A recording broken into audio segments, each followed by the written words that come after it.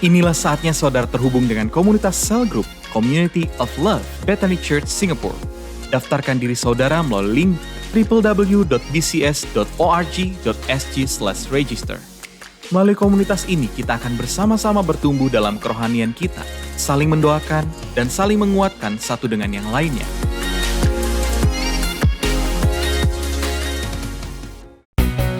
Saatnya bagi para wanita untuk dipulihkan, disembuhkan, disegarkan, dan bangkit lagi. Mari bergabung dalam acara Women Revival, Bangkit Lagi, pada hari Jumat 26 Juni 2020, jam 3 sore waktu Singapura, bersama Pastor Henny Christianus dan Pastor Betty Handoyo, yang akan disiarkan melalui live streaming YouTube channel Bethany Church Singapore. Bagi saudara yang memerlukan dukungan doa ataupun konseling, silakan daftarkan diri saudara di link www.bcs.org.sg/care. Tim pastoral kami akan segera menghubungi saudara. Bethany Church Singapore mengajak saudara sekalian untuk bergabung dalam 10 sesi kelas menguasai keterampilan konseling Alkitabiah.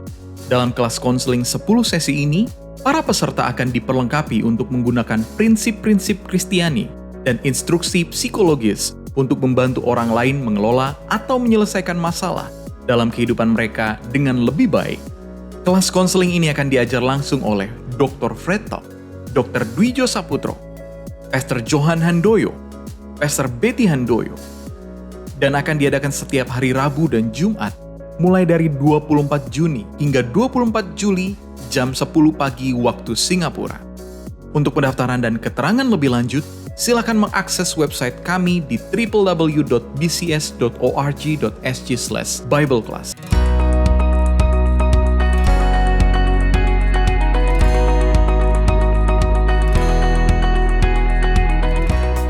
Shalom jemaat Tuhan, selamat datang di ibadah online minggu ini. Bagaimana dengan kabar Anda sekalian? Saya percaya kita semua dalam keadaan yang baik dan diberkati Tuhan. Dan bagi Anda sekalian yang baru pertama kali hadir dan bergabung bersama-sama dengan kami, saya ucapkan selamat datang dan semoga Anda dikuatkan dan diberkati lewat ibadah kami hari ini. Mazmur katakan, marilah masuki gerbangnya dengan hati yang bersyukur, halamannya dengan pujian, dan pujilah namanya. Mari bersama-sama kita masuki minggu ini dengan hati yang bersyukur, karena kita percaya Tuhan Yesus memberikan yang terbaik buat setiap anak-anaknya yang mengasihi Dia. Dan sebelumnya, mari kita berdoa. Tuhan Yesus, terima kasih untuk kasih setiamu yang selalu baru dan tidak pernah ada habisnya. Terima kasih untuk rahmat-Mu dan kebaikan-Mu yang selalu tercurah buat setiap dari kami. Pagi hari ini Tuhan, kami buka hati kami mempersiapkan hati kami jadi tanah yang subur untuk menerima bagian yang terbaik dari Engkau. Terima kasih Tuhan Yesus, kami siap untuk menerima berkat-Mu. Hanya di dalam nama Tuhan Yesus kami berdoa dan mengucap syukur. Haleluya, amin. Selamat beribadah dan Tuhan Yesus memberkati. Boleh sama-sama kita sambut Tuhan Yesus hari ini. Saudara berikan tepuk tangan yang meriah buat Tuhan Yesus kita. Haleluya. Saya percaya hari ini sukacita Tuhan ada buat setiap kita, amin saudara. Waktu kita menyembah Tuhan, saya tahu Tuhan Yesus hadir di tengah-tengah kita. Tuhan Yesus hadir di rumah kita hari ini. Dan hari ini kita mau sama-sama nyatakan bahwa kita berbahagia, kita punya Allah seperti Tuhan Yesus, amin. Haleluya.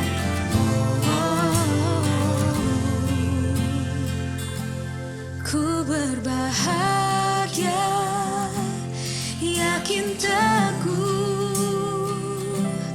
Yesus abadi, kepunyaanku, aku warisnya, ku ditebus, ciptaan baru, Roh Kudus, aku bernyanyi bahagia,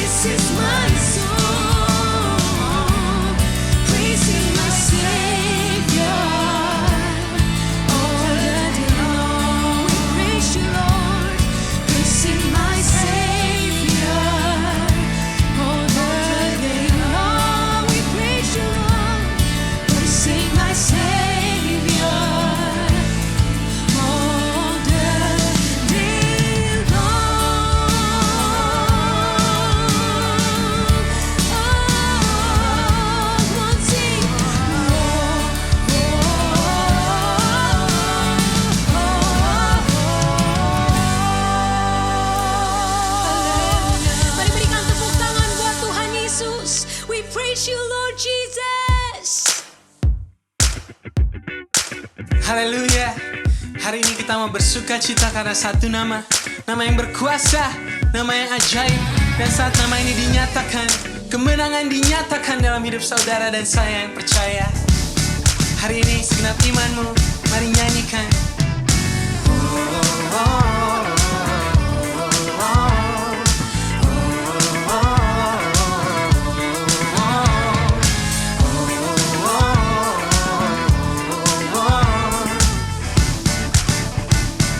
Sing it out. God is fighting for us. God is on our side. He has overcome us. He has overcome. We will not be shaken. We will not be moved. Jesus, you are here. Amen. He's carrying our burdens, covering our shame. He has overcome. Yes, He has overcome. We will not be shaken. We will not be moved. Jesus, you are here. I will live. I will not die. The resurrection power of Christ alive in me, and I am free in Jesus' name. Only in Jesus' name.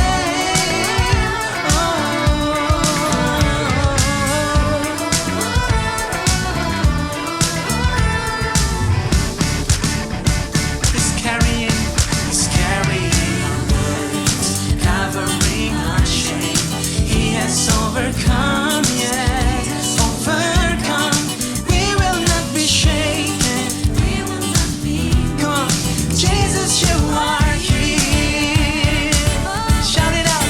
I will live. I will not die. The resurrection power of Christ alive in me, and I am free in Jesus' name. I will live. I will live. I will not die.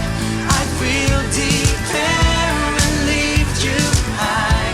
Christ revealed, and I am healed in Jesus' name. Amen.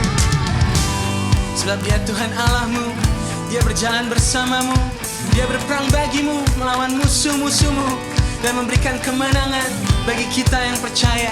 Hari ini bangkitkan imanmu dan sama-sama kita deklarasikan pujian ini. Shout it out. God is fighting for us, pushing back the darkness, lighting up the kingdom that cannot be shaken. In the name of Jesus, enemies defeated, and we will shout it out. Come on, shout it out. God is fighting for us, pushing back the darkness, lighting up the kingdom that cannot be shaken. In the name of Jesus, enemies defeated, and we will shout it out. I will live. I will live. I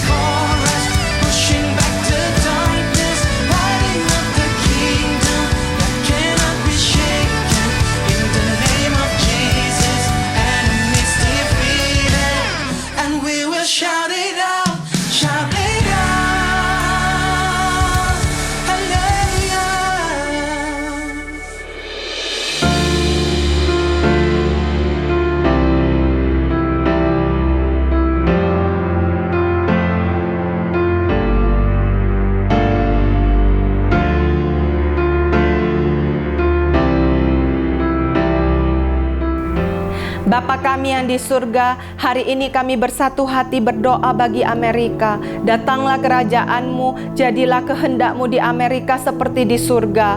Saat ini kami sepakat meminta di dalam nama Tuhan Yesus, hujan pertobatan terjadi di atas Amerika. Setiap lutut bertelut, setiap lidah mengaku bahwa Yesuslah Tuhan. Kasihanilah Amerika ya Tuhan, menurut kasih setia-Mu. Hapuskanlah pelanggaran-pelanggarannya menurut rahmat-Mu yang besar. Kami ikat dan hancurkan roh agamawi, roh kesombongan, roh pertikaian, roh amarah, rasisme di dalam nama Tuhan Yesus. Semua rancangan iblis dalam bentuk apapun, termasuk sakit penyakit, kerusuhan, kecelakaan, bencana, kami patahkan saat ini di dalam nama Tuhan Yesus. Kami deklarasikan malaikat Tuhan berkemah di sekeliling bangsa dan negara Amerika. Roh Allah yang hidup melawat dan memenuhi Amerika, sebab di mana ada roh Allah, di situ ada kemerdekaan. Damai sejahtera Tuhan turun, pertobatan terjadi, pemulihan terjadi atas Amerika. Tuhan, kami juga berdoa Engkau yang memberi hikmat surgawi kepada Presiden Donald Trump dan para menterinya dan seluruh pemerintahan, sehingga semua kebijakan dan keputusan yang diambil sesuai dengan kehendak Tuhan. Kami juga minta Tuhan tolong, biarlah gereja-gereja Tuhan di Amerika bangkit kembali dan menjadi terang. Pencurahan Roh Kudus terjadi di atas gereja-gereja-Mu ya Tuhan. Terima kasih ya Bapa. Kami juga berdoa Tuhan bagi Singapura. Tuhan, biarlah Singapura boleh mengalami lawatan Roh Kudus. Dan kami berdoa Tuhan, Engkau yang memberi pemerintah Singapura hikmat surgawi, Tuhan, untuk mengatasi pandemi COVID-19. Dan Tuhan, Engkau yang meluputkan Singapura dari resesi ekonomi di dalam nama Tuhan Yesus. Tuhan, Engkau juga urapi dan pakai gereja-Mu Bethany Church Singapore untuk membawa dampak dan memancarkan terang Tuhan di Singapura. Terima kasih ya Bapa, kami percaya janji-Mu Tuhan, bahwa jika kami sepakat meminta apapun juga, Engkau Bapa yang akan mengabulkan permintaan kami. Terima kasih ya Tuhan, kami serahkan doa-doa kami di dalam satu nama yang ajaib, nama Yesus Kristus. Haleluya, amin.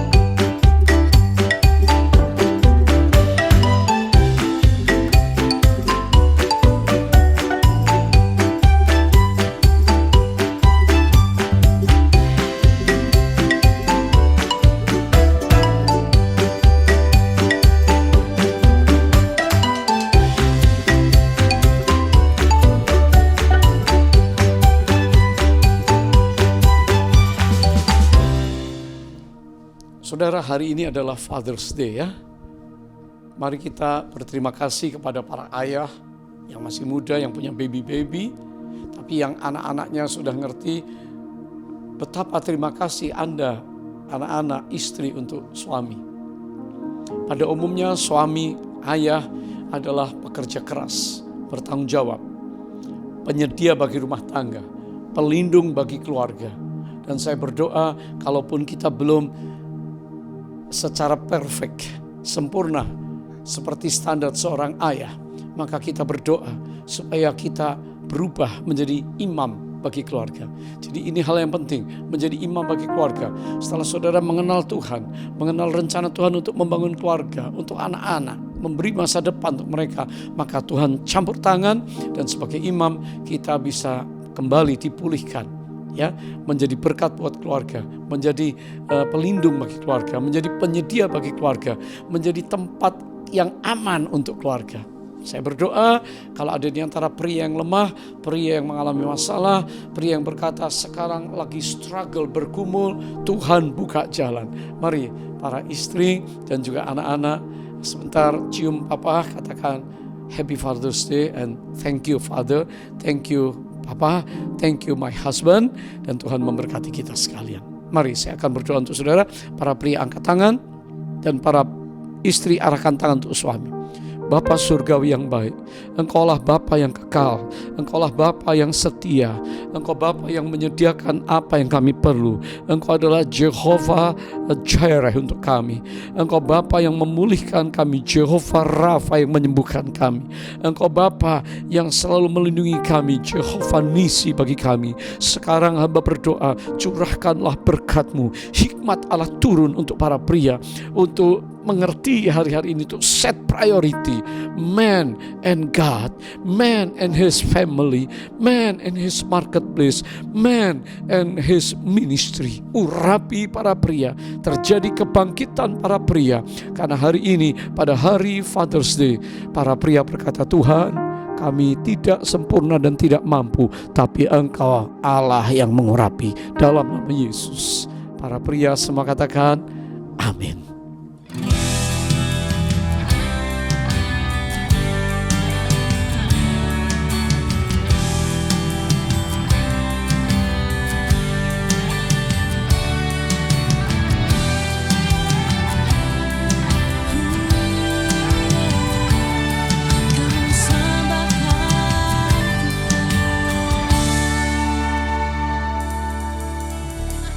Pujilah aku Tuhan, cobalah aku Tuhan, selidiki batinku dan hatiku, mataku tertuju padamu,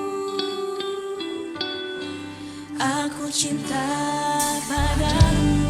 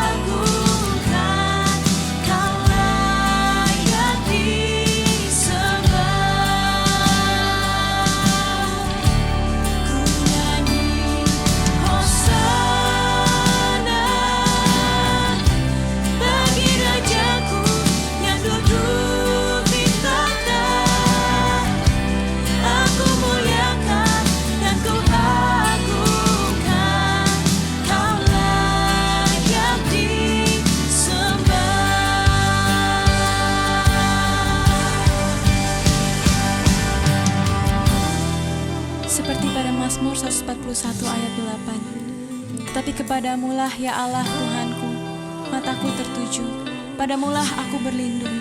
Apapun yang terjadi pada hari ini, apapun yang terjadi di situasi seperti ini ya Tuhan, mata kami dan hati kami akan selalu tertuju kepadamu. Karena Engkaulah gunung, batu, dan pertahanan kami ya Tuhan Yesus. Mari sama-sama kita nyanyikan. Sing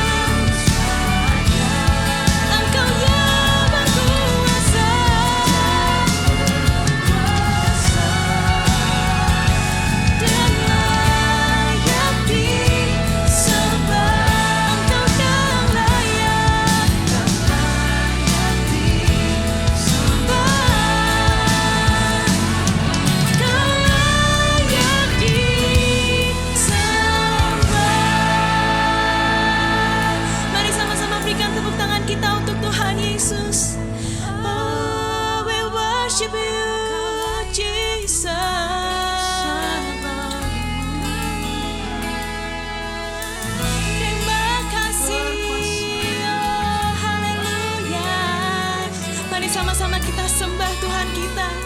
Yes, Jesus. Katakan haleluya.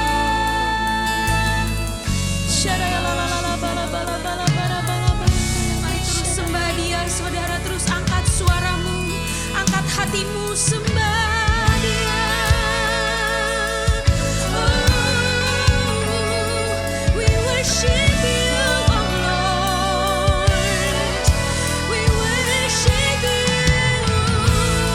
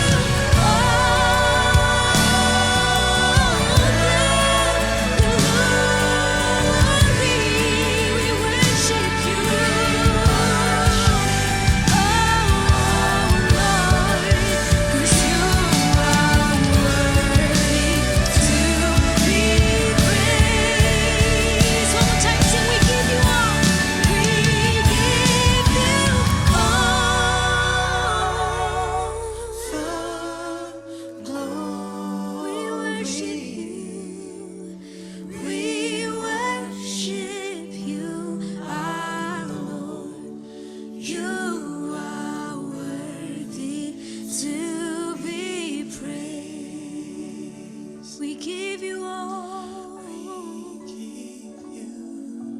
the glory. Oh, we worship you.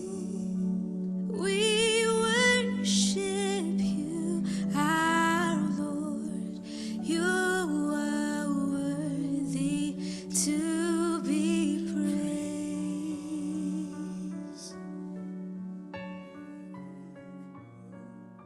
Hanya Engkau Allah yang layak terima pujian kami ya Tuhan Yesus. Hanya Engkau Allah yang layak kami sembah sepanjang hari ini ya Tuhan. Biar pujian kami naik ke atas tata-Mu yang kudus. Biar hati kami terus tertuju kepadamu ya Tuhan Yesus. Mari terus sembah Dia saudara. Oh, we give you all the glory Lord. Oh Jesus. Shalom saudara yang kekasih, puji Tuhan kita berjumpa kembali dalam acara hari yang diberkati oleh Tuhan. Memasuki new normal, saya percaya semua kita perlu berpikir sejenak, perlu merenungkan sejenak untuk kita reset kembali, menata ulang kehidupan kita. Nah, puji Tuhan, satu ayat firman Tuhan ingin saya bagikan untuk saudara dari Mazmur Fatsal 90 ayat yang ke-12. Ini adalah doa Musa dari tema besar Allah tempat perlindungan yang kekal. Dan dia berdoa di dalam ayat 12, ajarlah kami menghitung hari-hari kami sedemikian sehingga kami beroleh hati yang bijaksana. Kata wisdom, wise, bijaksana. Ini sangat penting hari-hari ini untuk kita renungkan. Bisakah kita reset menata hidup kita ulang dengan begitu bijaksana? Orang yang berbijaksana adalah orang yang pasti akan menikmati keberhasilan. Orang yang bijaksana pasti tidak akan menyesal di kemudian hari.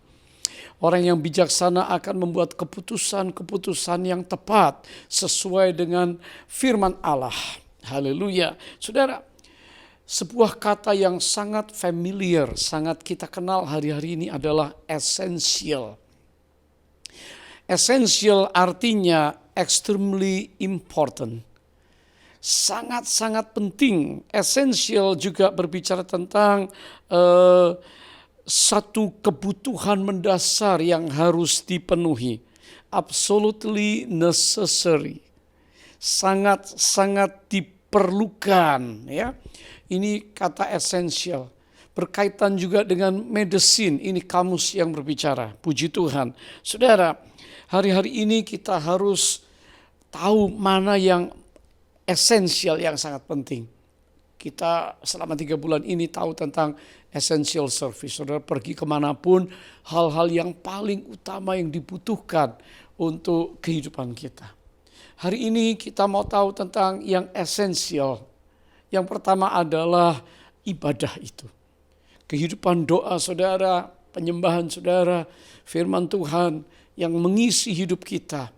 Sehingga apa yang kita kerjakan untuk Tuhan dan sesama itu merupakan sesuatu yang sesuai dengan firman Allah. Saudara, ibadah ini menjadi esensial.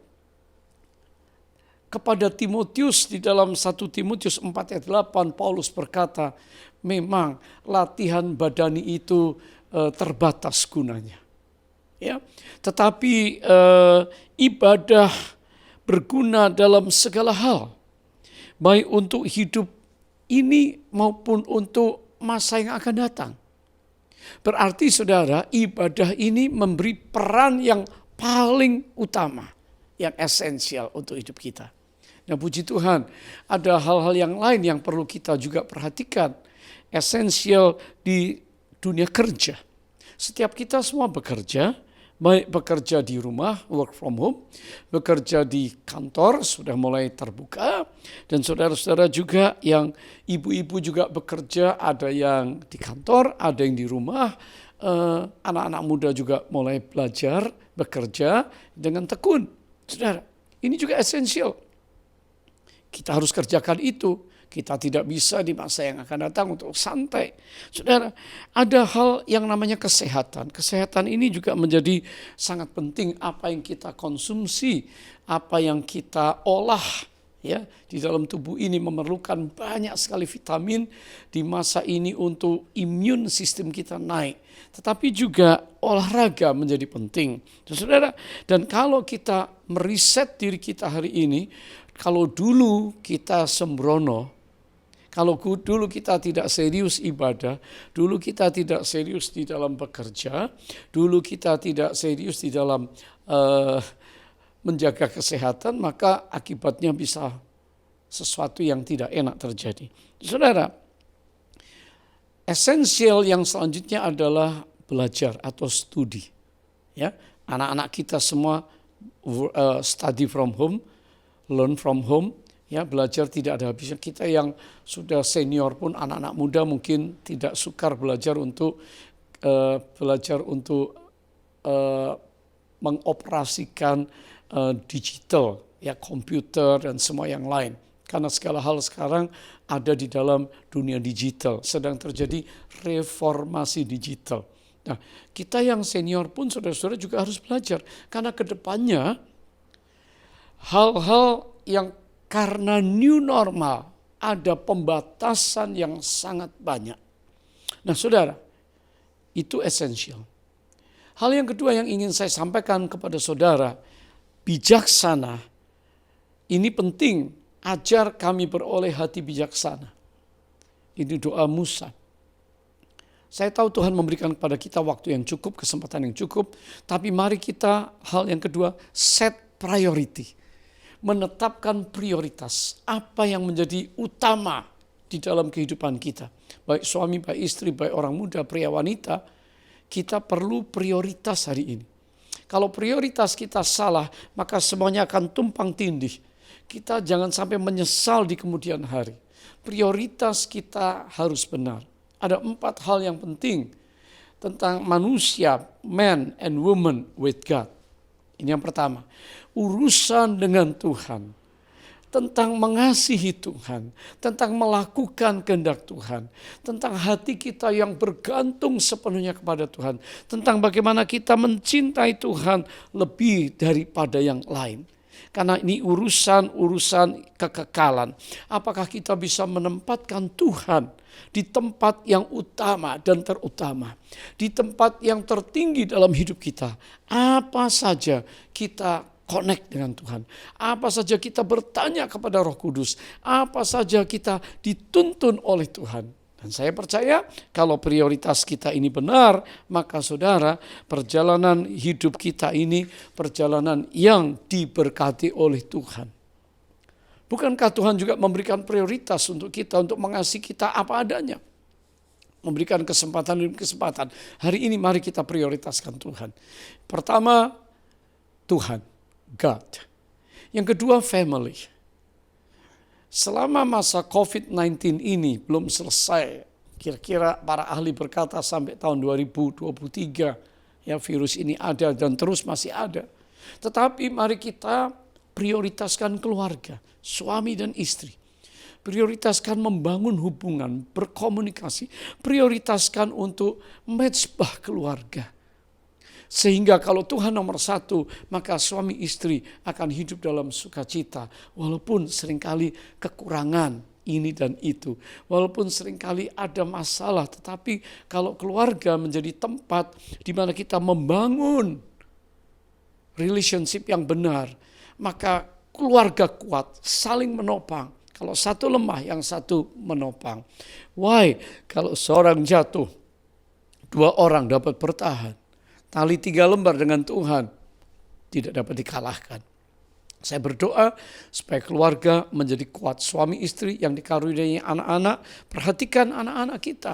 Karena ini prioritas hari-hari ini, supaya keluarga semuanya membangun satu visi bersama, supaya ke depan anak cucu kita tidak pernah meminta-minta, tapi bahkan memberi berkat, memberi pinjaman.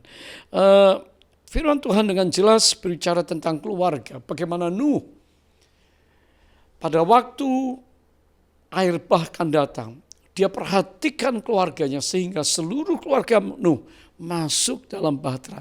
Artinya diselamatkan. Bagaimana dengan saudara-saudara Nuh? Karena dikatakan dia punya saudara pria, wanita yang begitu banyak. Tetapi kita lihat banyak keluarga yang hari ini di tengah masa yang sulit justru terhilang. Justru padam apinya. Nuh tetap prioritasnya keluarga sehingga semuanya selamat. Saya berdoa hari ini semua keluarga kita selamat. Prioritas yang ketiga, man and woman of God adalah marketplace. Tempat pekerjaan, usaha, bisnisnya. Saudara, walaupun kita sedang mengalami mungkin kesulitan, resesi, dan ujian kehidupan seperti mengalami padang gurun, tapi tujuan Allah akhirnya adalah tanah perjanjian. Nah, di dalam kitab Ulangan pasal yang kedua ayat yang ke-7 dikatakan, sebab Tuhan Allahmu memberkati engkau dalam segala pekerjaan tanganmu. Ya, melalui padang gurun yang besar ini, ke-40 tahun ini Tuhan Allahmu menyertai engkau dan engkau tidak akan kekurangan apapun juga. Bukankah ini janji Tuhan bahwa Tuhan Allah akan terus menyertai, memberkati kita dalam segala pekerjaan tangan kita? Hari ini tetap kerjakan pekerjaan-pekerjaan saudara dengan tekun, dengan rajin, dengan setia. Karena Allah memberkati, walaupun lewat padang gurun, Tuhan berjanji tetap memelihara dan saudara tidak kekurangan suatu apapun. Kita akan berdoa supaya ada mujizat di tangan saudara. Prioritas yang keempat adalah pelayanan. Tuhan nomor 1, God is number 1. Keluarga, pekerjaan, ya Tuhan memberkati saudara. Untuk keluarga saudara bisa makan, minum, menikmati. Tapi yang keempat, pelayanan. Yosua berkata, as for me and my house, we will serve the Lord. Dia bertekad, dia berkomitmen mengajak seluruh keluarga. Anak-anak dari kecil diajar mengenal Tuhan. Supaya pada waktu mereka tumbuh menjadi remaja, menjadi pemuda, ikut melayani Tuhan. Yosua dan istri dan keluarganya melayani Tuhan. Melayani bangsa Israel. Dan mereka menjadi pemimpin teladan. Bapak, Ibu, Saudara, hari ini mari kita melayani Tuhan. Mari kita bekerja dan melayani Tuhan. Ada banyak sekali bidang pelayanan di anak-anak muda bisa lakukan di dalam gereja maupun di luar gereja. Di luar gereja kita menginjil, menjadi saksi Kristus. Kita memberi dampak kepada lingkungan kita, memberi dampak kepada pemerintah, memberi dampak kepada masyarakat dalam pelayanan Kristiani kita. Loving God, loving people. Saudara, Paulus menuliskan di dalam Roma pasal yang ke-12 ayat yang ke-11. Dengan jelas dia berkata, jangan kerajinanmu kendor, tapi biarlah rohmu menyala-nyala. Dan layanilah Tuhan. Saya percaya kalau Roh Kudus dicurahkan, memenuhi kita semuanya, dan saudara terbuka untuk berkata, Tuhan, hari ini hal-hal yang esensi kami tidak bisa abaikan, tetapi prioritas kami mau riset ulang. Sehingga dengan demikian, maka kita menjadi orang-orang yang mengerjakan perkara-perkara yang benar untuk memuliakan Tuhan. Haleluya, saya berdoa semua kita hari ini diberkati. Mari set priority dengan benar dan saya tahu Tuhan akan dimuliakan. Haleluya, amin. Shalom semuanya. Alkitab berkata bahwa Kristus telah mati karena dosa-dosa kita. Dia dikuburkan, tetapi pada hari yang ketiga dia dibangkitkan. Setelah itu selama 40 hari Tuhan Yesus menampakkan diri kepada lebih dari 500 murid-muridnya untuk membuktikan bahwa dia hidup. Dan dengan disaksikan oleh murid-muridnya, Tuhan Yesus terangkat ke sorga. Pesan terakhir Tuhan Yesus kepada murid-muridnya seperti yang tertulis dalam Kisah Para Rasul 1 ayat 8. Tetapi kamu akan menerima kuasa kalau Roh Kudus turun ke atas kamu, dan kamu akan menjadi saksiku di Yerusalem dan di seluruh Yudea dan Samaria dan sampai ke ujung bumi. Kalau saudara adalah murid Tuhan Yesus, berarti pesan ini juga buat saudara dan saya. Setelah Tuhan terangkat ke sorga, 120 murid-murid berkumpul di kamar loteng di Yerusalem. Mereka melakukan ini karena Tuhan Yesus memerintahkan agar mereka jangan pergi dari kota Yerusalem sebelum diperlengkapi dengan kuasa dari tempat tinggi. Apa yang mereka lakukan? Mereka semua bertekun dengan sehati dalam doa bersama-sama. Artinya mereka berdoa, memuji dan menyembah Tuhan dalam unity siang dan malam. Ini adalah prinsip restorasi Pondok Daud. Setelah 10 hari mereka melakukan itu, pada hari raya Pentakosta, tiba-tiba terdengarlah seperti tiupan angin keras di ruangan itu. Kemudian tampaklah lidah-lidah seperti nyala api, bertebaran dan hinggap kepada mereka masing-masing. Dan mereka dipenuhi dengan Roh Kudus, dengan tanda awal berbahasa roh. Setelah itu mereka dipakai oleh Tuhan untuk menjadi saksinya. Mereka melakukan amanat agung Tuhan Yesus. Peristiwa pencurahan Roh Kudus ini kita sebut sebagai Pentakosta yang pertama. Ku mau hidup seturut kehendak Tuhan.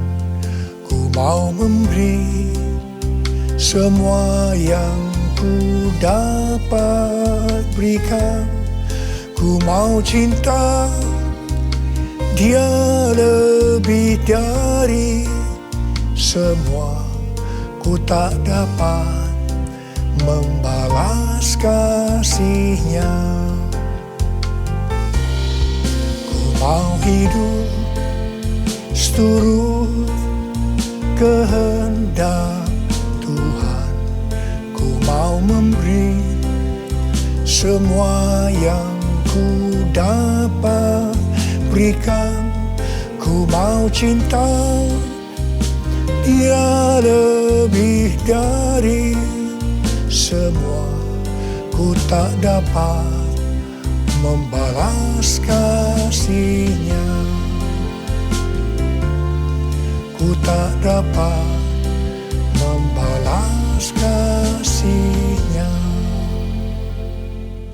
Ketika Tuhan Yesus ditanya oleh murid-muridnya mengenai tanda kedatangan Tuhan Yesus kembali dan tanda kesudahan dunia ini, salah satunya Tuhan Yesus menjawab dari Matius 24 ayat 14. Dan Injil kerajaan ini akan diberitakan di seluruh dunia, menjadi kesaksian bagi semua bangsa. Dan sesudah itu barulah tiba kesudahannya. Jadi Tuhan Yesus akan datang kembali setelah Injil kerajaan diberitakan di seluruh dunia, menjadi kesaksian bagi semua bangsa. Tuhan Yesus pasti datang kembali. Karena itu Tuhan Yesus memberikan tugas kepada kita, murid-muridnya, untuk menjadi saksi. Yaitu pergi dan menjadikan semua bangsa itu murid Tuhan Yesus. Ini yang disebutkan dengan amanat agung Tuhan Yesus.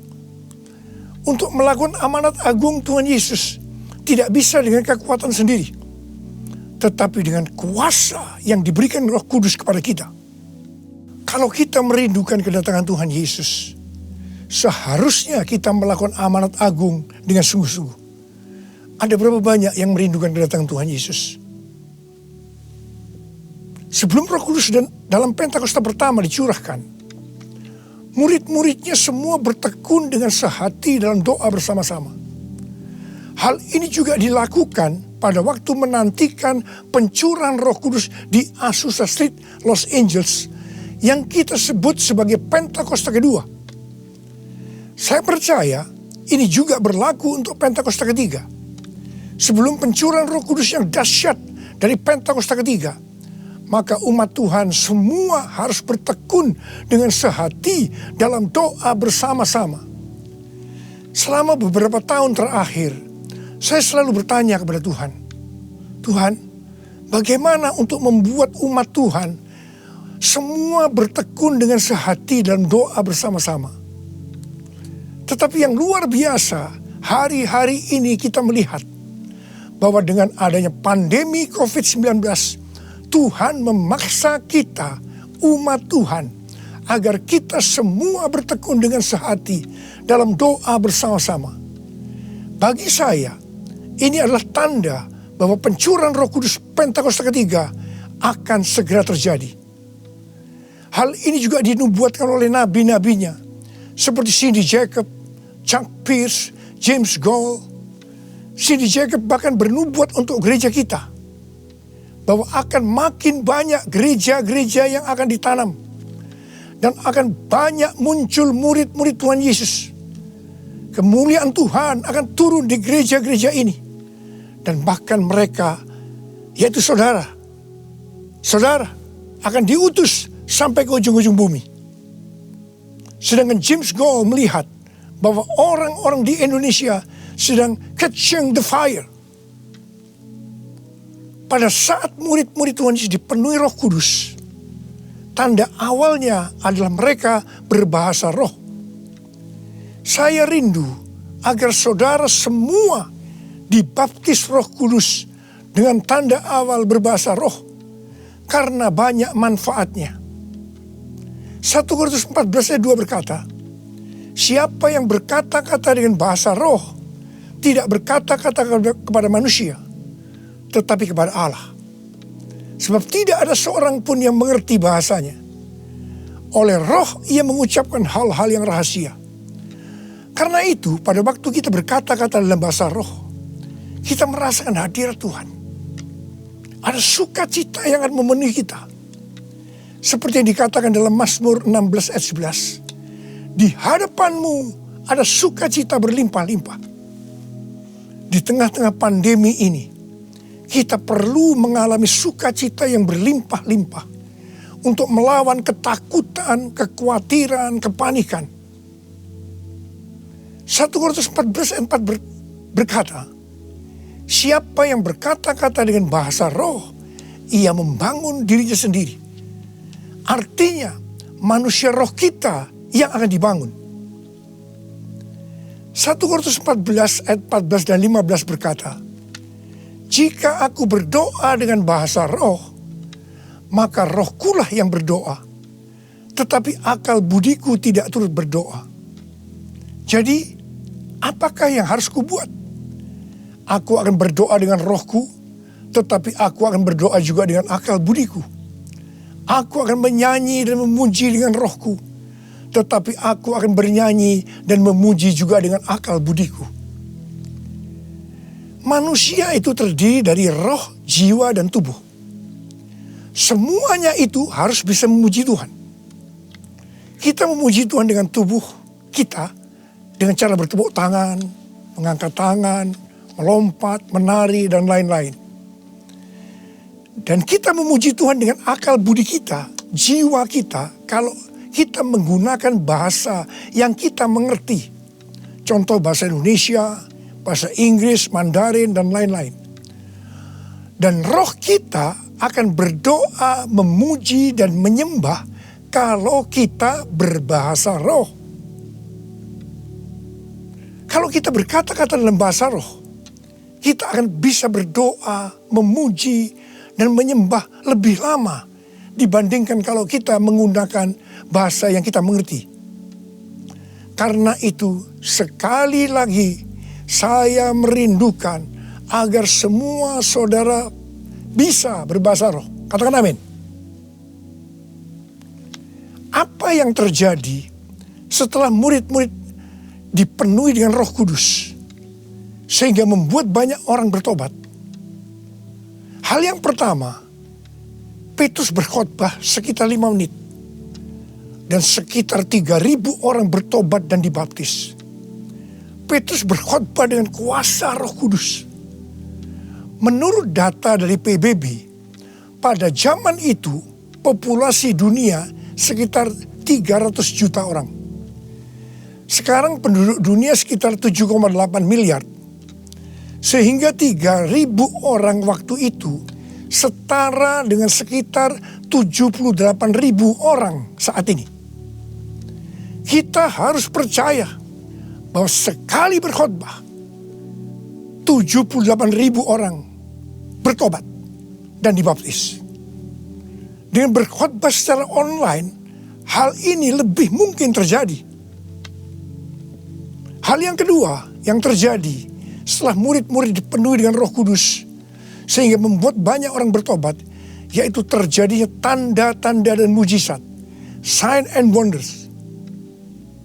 Para rasul dipakai oleh Tuhan untuk mengadakan tanda-tanda dan mujizat. Petrus dan Yohanes menyembuhkan orang lumpuh sejak lahir. Bayangan Petrus saja bisa menyembuhkan orang. Sapu tangan atau kain yang pernah dipakai oleh Paulus, jika diletakkan pada orang sakit atau orang yang dirasuk setan, maka orang itu akan sembuh. Tuhan Yesus berkata dalam Markus 16 ayat 15 sampai dengan 18, bahwa kalau kita pergi untuk memberitakan Injil, maka tanda-tanda dan mujizat, sign and wonder akan menyertai kita. Sejak tahun 2006, saya diperintahkan Tuhan untuk mengadakan kebaktian kesembuhan ilahi. Selama 14 tahun, saya sudah mengadakan 318 kali kebaktian kesembuhan ilahi. Setiap kali saya berkhotbah, pasti saya memberitakan Injil. Dan tanda-tanda dan mujizat terjadi. Saya diperkenankan oleh Tuhan untuk melihat dan mengalami mujizat seperti yang dilakukan oleh Tuhan Yesus 2000 tahun yang lalu. Pada waktu acara lawatan Roh Kudus Pulihkan Indonesiaku tanggal 29 Mei yang lalu, Cindy Jacob bernubuat bahwa Indonesia akan menjadi sangat penting dalam sejarah kekristenan. Mujizat-mujizat seperti orang buta melihat, orang tuli mendengar akan merupakan hal yang biasa yang akan terjadi di gereja-gereja lokal. Wow, orang-orang muda akan mendapatkan jubah mujizat. Ini adalah Pentakosta yang ketiga. Haleluya. Hal yang ketiga yang terjadi setelah murid-murid dipenuhi dengan Roh Kudus, sehingga membuat banyak orang bertobat, yaitu cara hidup jemaat berubah. Yang pertama, mereka bertekun dalam pengajaran rasul-rasul dan dalam persekutuan. Ini bisa diartikan mereka suka membaca Alkitab. Judul Mazmur 119 yang merupakan pasal dengan ayat terpanjang dalam Alkitab adalah bahagianya orang yang hidup menurut firman Tuhan. Jadi orang yang hidup sesuai dengan firman Tuhan itu akan berbahagia. Dalam pandemi COVID-19 kita harus banyak membaca, merenungkan dan melakukan firman Tuhan agar supaya kita berbahagia. Sehingga kita bisa mengatasi segala dampak yang buruk akibat pandemi COVID-19. Mazmur 119 ayat 105 berkata, firman-Mu itu pelita bagi kakiku dan terang bagi jalanku. Firman-Mu pelita bagi kakiku, terang bagi jalanku. Firman-Mu pelita bagi kakiku, terang bagi jalanku. Waktu ku bimbang dan hilang jalanku, tetaplah Kau di sisiku. Dan takkan ku takut asal Kau di dekatku, besertaku selamanya.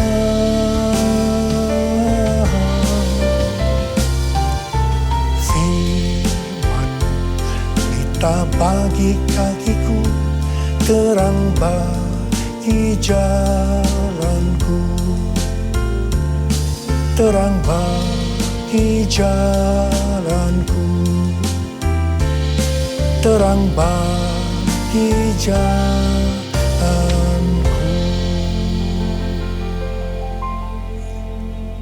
Tuhan memberikan tema tahun 2020 adalah tahun dimensi yang baru. Kita tidak pernah menyangka bahwa tahun dimensi yang baru adalah seperti sekarang ini.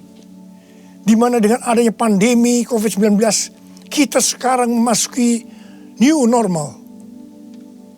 Ayat emas yang Tuhan berikan adalah dari 2 Korintus 3 ayat 18 dan Ulangan 28 ayat 13 dan 14. Melalui 2 ayat emas ini, Tuhan berkata bahwa kalau kita makin serupa dengan gambar Yesus, yang berarti kemuliaan Dia di dalam kita semakin besar, maka berkat secara jasmani yang akan kita terima akan semakin besar.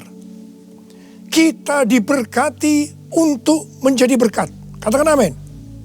Engkau diangkat menjadi kepala dan bukan ekor. Engkau akan tetap naik dan bukan turun. Wow. Tanggal 1 Januari 2020, saya digerakkan oleh Roh Kudus untuk berkata bahwa memasuki tahun 2020 dalam bekerja mencari nafkah tidak bisa dengan cara yang lama, tetapi harus menuruti firman Tuhan, tuntunan Tuhan. Ternyata hal-hal ini yang sedang terjadi. Kita sedang memasuki resesi ekonomi secara global. Cara-cara yang lama dalam bekerja sudah tidak bisa dipakai lagi. Kita harus bekerja menurut tuntunan firman Tuhan. Kita harus peka terhadap suara Tuhan. Untuk itu kita harus menjadi serupa, makin menjadi serupa dengan gambarnya. Orang yang menjadi serupa dengan gambarnya itu adalah murid Tuhan Yesus. Dengan goncangan ekonomi global yang sedang terjadi saat ini, banyak dari generasi milenial dan generasi Z harus menghadapi kenyataan bahwa betapa rapuhnya budaya mereka dan kehidupan yang dibangun di atasnya. Padahal selama ini mereka begitu percaya diri dan bahkan sombong. Maaf, mereka merasa tidak perlu melibatkan Tuhan, tidak perlu bertanya kepada Tuhan dalam sebuah resep kesuksesan. Sekarang mereka akan tergoncang. Karena itu saya percaya bahwa melalui pandemi COVID-19 ini, banyak orang-orang muda yang bertobat dari cara-cara yang lama. Mereka kalau mau diberkati dalam seluruh yang dikerjakan, engkau harus menjadi murid sehingga peka terhadap tuntunan Tuhan. Tidak salah kalau akan terjadi kebangkitan generasi Yeremia, yaitu anak-anak muda yang dipenuhi dengan Roh Kudus, cinta mati-matian kepada Tuhan Yesus, tidak kompromi terhadap dosa, dan akan memenangkan banyak jiwa. Hal yang kedua, cara hidup jemaat berubah. Mereka selalu berkumpul memecahkan roti dan berdoa. Ini bisa dikatakan bahwa mereka hidup dalam unity dan suka berdoa. Yang ketiga, cara hidup jemaat berubah. Mereka suka memberi. Suka memberi. Sehingga tidak ada yang berkekurangan. Dalam keadaan krisis ekonomi ini, kita diperintahkan oleh Tuhan untuk memberi dan menabur. Kisah Para Rasul 20 ayat 35b berkata, adalah lebih berbahagia memberi daripada menerima. Saudara harus saling memperhatikan mereka-mereka yang ada di kul-kul. Cara hidup jemaat berubah. Mereka selalu bergembira dan dengan tulus hati sambil memuji Allah. Jadi, mereka semua suka membaca Alkitab, suka berdoa, unity, suka memberi, suka memuji Allah dengan gembira dan tulus hati. Dan dikatakan mereka disukai semua orang. Dan tiap-tiap hari jumlah orang yang diselamatkan bertambah. Haleluya! Haleluya! Haleluya! Haleluya!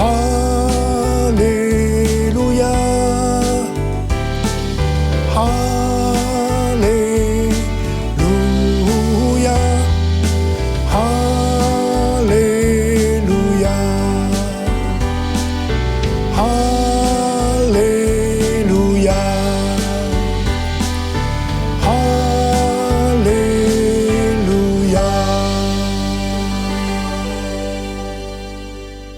Kemudian, apa yang terjadi setelah itu? goncangan terjadi. Aniaya yang hebat terjadi kepada orang-orang percaya di Yerusalem. Selain rasul-rasul, mereka semua harus lari ke seluruh daerah Yudea dan Samaria. Dan pada akhirnya ke ujung bumi. Mereka selama ini berada di zona nyaman di Yerusalem. Mereka biasa berkumpul dalam unity, membaca Alkitab, berdoa, dan memuji bersama-sama dengan sukacita. Suka memberi sehingga tidak ada yang berkekurangan. Mereka berpikir menjadi orang Kristen hanya seperti itu. Mereka lupa bahwa mereka harus pergi menginjil. Caranya bagaimana? Aniaya diizinkan oleh Tuhan. Saya percaya melalui goncangan pandemi COVID-19 ini, kita umat Tuhan yang selama ini ada di zona nyaman, juga akan dipaksa untuk melakukan amanat agung Tuhan Yesus, yaitu pergi menjadikan semua bangsa murid Tuhan Yesus. Katakan amin. Selain goncangan, juga terjadi perubahan paradigma dalam pelayanan. Selama ini murid-murid Tuhan Yesus mempunyai pengertian bahwa yang memperoleh keselamatan hanya orang-orang Yahudi saja. Tetapi dengan adanya pertobatan dari Kornelius yang bukan orang Yahudi, dan Roh Kudus turun ke atas mereka dan mereka berbahasa roh. Dengan perdebatan yang cukup panjang, akhirnya lewat kesaksian Petrus, para rasul dan seluruh orang percaya di Yudea dapat menerima bahwa keselamatan bukan hanya untuk orang Yahudi saja, tetapi untuk semua bangsa, termasuk bangsa Indonesia. Katakan amin. Dengan adanya pandemi COVID-19, kita juga mengalami perubahan paradigma dalam pelayanan kita. Yang tadinya kita beribadah di gedung gereja, kita berkumpul bersama-sama, bisa berjabatan tangan, saling berpelukan, menyatakan kasih kita, melakukan penumpangan tangan. Sekarang berubah total menjadi ibadah online. Bahkan ada yang tidak bisa melakukan online, sehingga tidak bisa beribadah. Kita memasuki new normal dan tidak bisa melakukan seperti hal-hal di atas. Kita tidak tahu dengan pasti bentuk ibadah kita selanjutnya. Tetapi yang Tuhan mau, kita bisa menerima perubahan paradigma dalam pelayanan ini. Karena sama seperti yang terjadi pada waktu itu, dengan adanya perubahan paradigma, justru terjadi penuaian yang jauh lebih besar. Itu juga yang akan terjadi pada kita pada hari-hari ini. Saya mau berdoa buat saudara. Mari angkat tangan saudara. Kita nyanyikan lagu ini bersama-sama. Curahkanlah kuasa-Mu Tuhan, mujizat terjadi di tempat ini. Amin. Curahkanlah kuasa-Mu Tuhan, mujizat terjadi sekarang ini. Curahkan dia Tuhan, curahkanlah kuasa-Mu Tuhan, mujizat terjadi di tempat ini. Haleluya. Curahkanlah kuasa-Mu Tuhan, mujizat terjadi sekarang ini. Mujizat terjadi sekarang ini. Mujizat terjadi sekarang ini.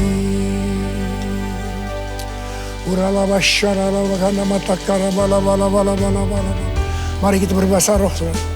Kita berbahasa roh saat ini.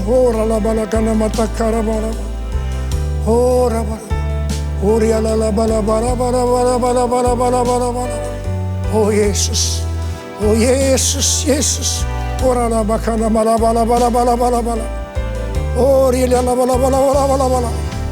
Mujizat terjadi di tempat ini sekarang ini. Jamah anak-anak-Mu ya Tuhan. Mereka yang sakit disembuhkan oleh Tuhan. Yang terdampak oleh krisis ekonomi dipulihkan oleh Tuhan. terima berkat Tuhan. Mujizat terjadi dalam hidupmu saat ini. Sembuh dalam nama Yesus. Sembuh dalam nama Yesus. Engkau akan dicukupkan, malah berkelimpahan di dalam segala hal. Terima. Tuhan, curahkan kuasa-Mu. Pakai anak-anak-Mu semua ini Tuhan. Menjadi saksi-Mu. Melakukan amanat agung Tuhan Yesus.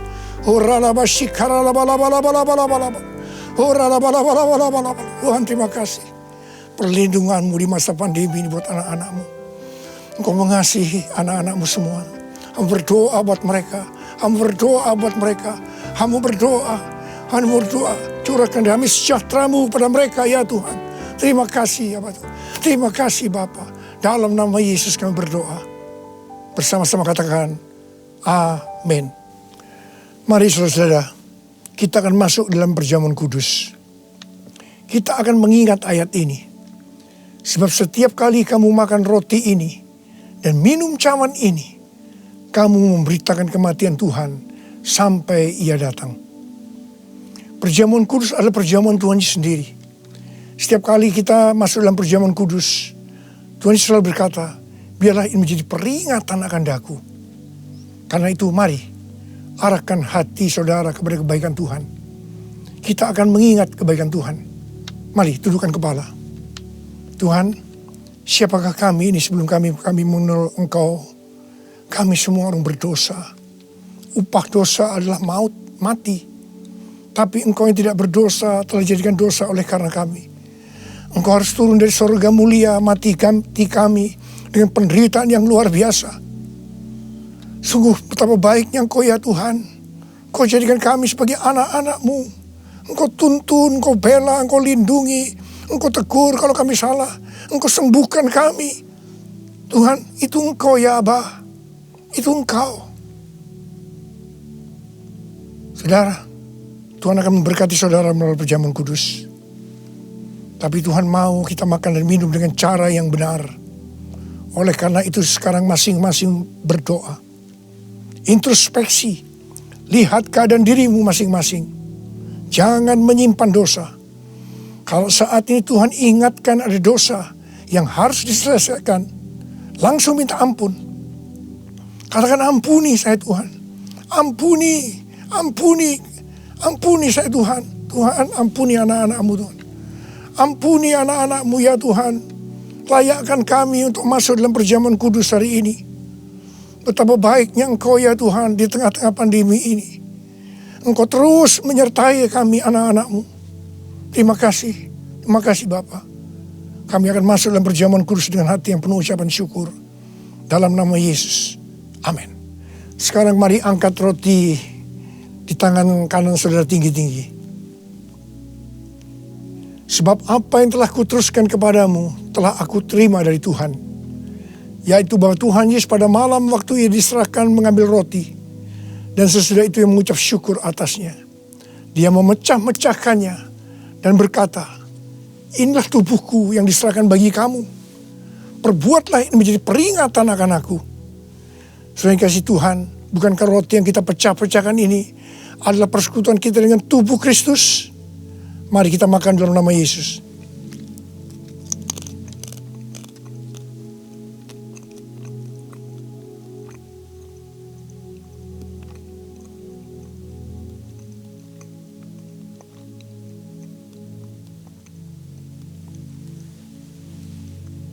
Sekarang angkat cawan di tangan kanan saudara tinggi-tinggi. Demikian juga ia mengambil cawan sesudah makan lalu berkata, cawan ini adalah perjanjian baru yang dimeteraikan oleh darahku. Perbuatlah ini setiap kali kamu meminumnya menjadi peringatan akan aku. Sudah dikasih Tuhan, bukankah cawan pengucapan syukur yang atasnya kita ucapkan syukur adalah persekutuan kita dengan darah Yesus? Mari kita minum dalam nama Yesus.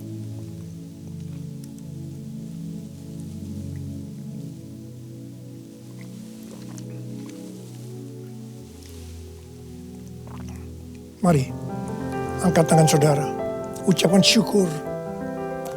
Dengan suara, jangan diam. Tuhan, kami terima kasih ya Tuhan. Kami bersyukur ya Tuhan, terima kasih. Terima kasih ya Tuhan. Kami bersyukur buat kebaikan Tuhan. Kami bersyukur buat kebaikan Tuhan. Oh, terima kasih. Terima kasih Yesusku. Terima kasih Yesusku. Puji syukur hanya bagi Tuhanku. Terima kasih Yesusku. Terima kasih Yesusku. Puji syukur hanya bagi Tuhanku. Puji syukur hanya bagi Tuhanku. Puji syukur hanya bagi Tuhanku.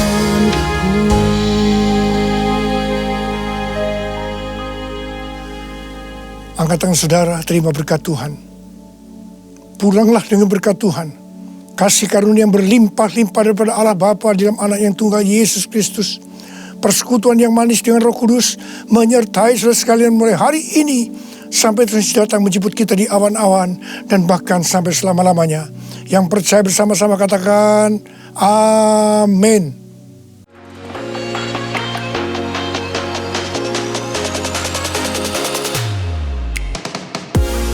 Inilah saatnya saudara terhubung dengan komunitas Cell Group, Community of Love, Bethany Church Singapore. Daftarkan diri saudara melalui link www.bcs.org.sg/register. Melalui komunitas ini, kita akan bersama-sama bertumbuh dalam kerohanian kita, saling mendoakan, dan saling menguatkan satu dengan yang lainnya.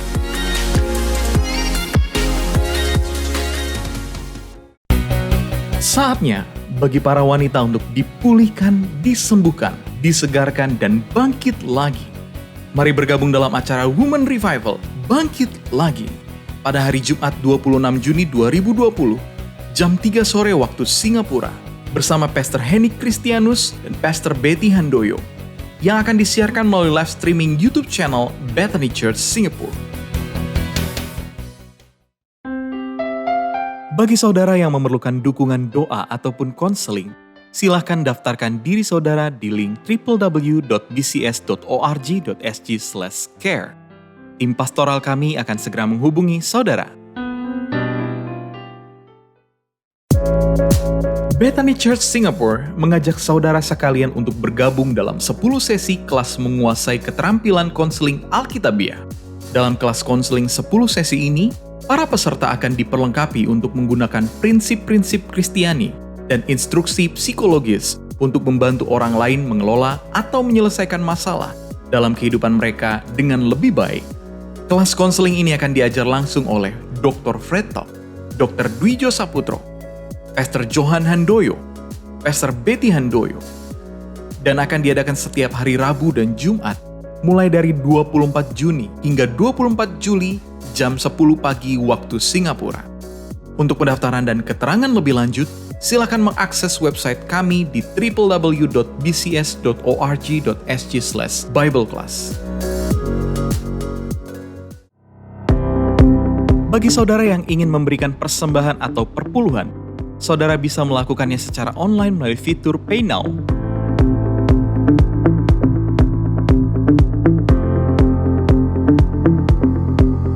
Demikian BCS News minggu ini. Stay safe, stay healthy, and be blessed. Nyanyi, puji Tuhan.